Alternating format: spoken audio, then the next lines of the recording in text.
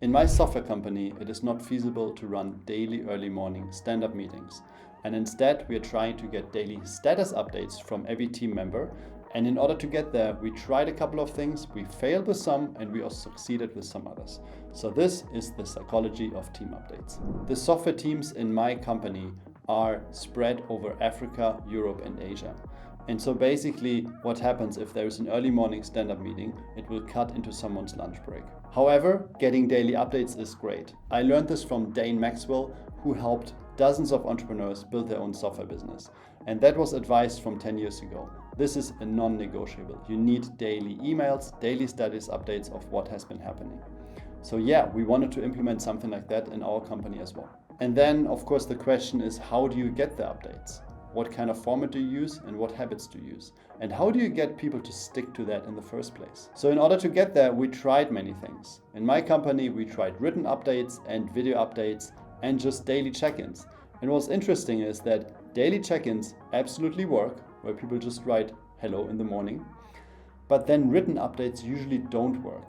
And I have some suspicion of why that is, and I'm going to go over this in this video. If it was just me and my company as a solopreneur, I would just use willpower and just Goggins through it, as people say, according to David Goggins, who can just do anything with his will. Now, of course, in teams it doesn't work because you're already asking them for their most precious time of the day to dedicate to your product or service. And you cannot just ask for more willpower. This is not how it works. Instead, how this thing totally works is according to something called the prospect theory, which is basically the theory of gains and losses. So people will usually work to avoid losses and work towards gains. The three biggest potential losses are fear of being judged, then it's overwhelm, already too much to do, and then also perfectionism, wanting to get it really right. The fear of being judged is basically fear of having a negative evaluation of whatever that someone does. They want to be seen in a positive light and not being judged by others, especially if the other people have low information about what they're currently working on. So it's important that our status updates are free of judgment. If someone just writes down a couple of status updates point that they did, then they fear that people read this real quick, have too little context, and then judge them based on this text alone. Or even worse, they don't have too much to write because they're stuck with a problem, and soon they would post an update and then people would ask, why has nothing happened? So this is one of the reasons why people would not post their status update. The second point is overwhelm. A workday is already complex, and especially software engineers, they work on deep problems and they're deep in the focus. And now we're asking them to do an additional thing, which of course is a problem because it takes time and it takes another action. And then it's the end of the day where they're already depleted, where they already want to go and get dinner. And the third thing is perfectionism. And that's especially true for non-English native speakers, people who have learned English as a second language, and now they have to write a text or do something complex, and then they notice that it's not great, so they need to edit that. And so eventually they would just not submit it at all. And for the potential gains of someone submitting the update, there is feeling of accomplishment, there is a praise from the team, and there is in general just getting the job done. For example, asking questions and getting some help in order to move towards the goal that the team has. Especially for software developers, it is great to get a quick win and to have a feeling of accomplishment, and that's even more important earlier in the process. There's another video where we actually talk about early wins. Now, there are often days where we don't get anything done, and that's normal because we work on big features that might take a week. But then just sending a small update and just showing like I did something, that alone would have a feeling of accomplishment, would get you that feeling. And I think that's why updates actually contribute to the happiness by the end of the day.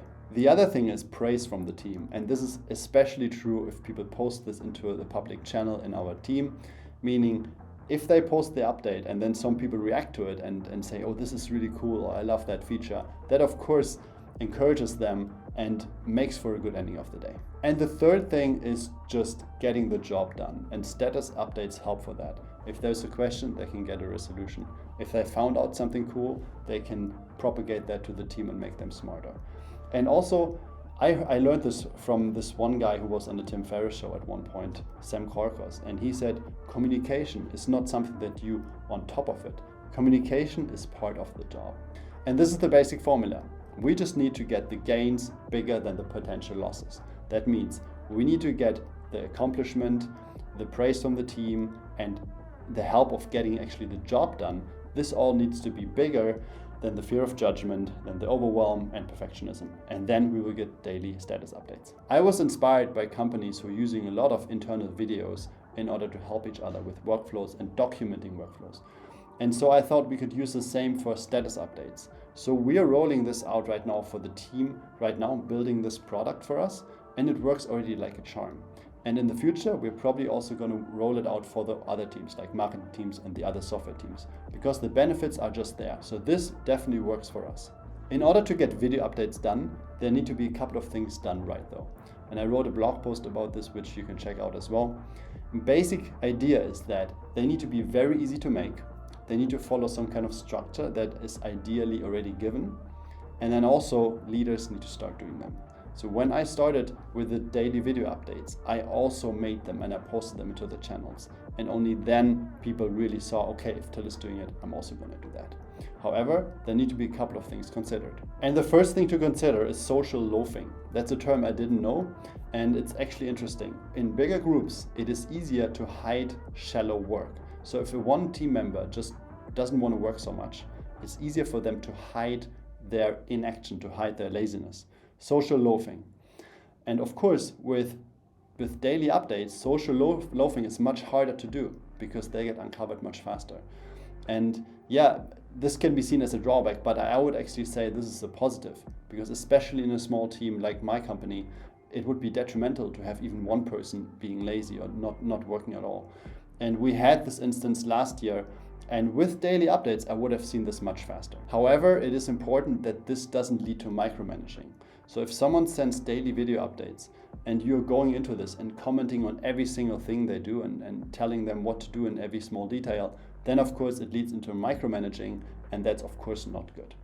I quickly want to touch base on one more benefit, and I've seen this with some other people I did the daily updates previously, which was that I noticed how inefficient someone's workflow was. So I was able to point them, give them some resources like, look into this, adjust your mouse speed.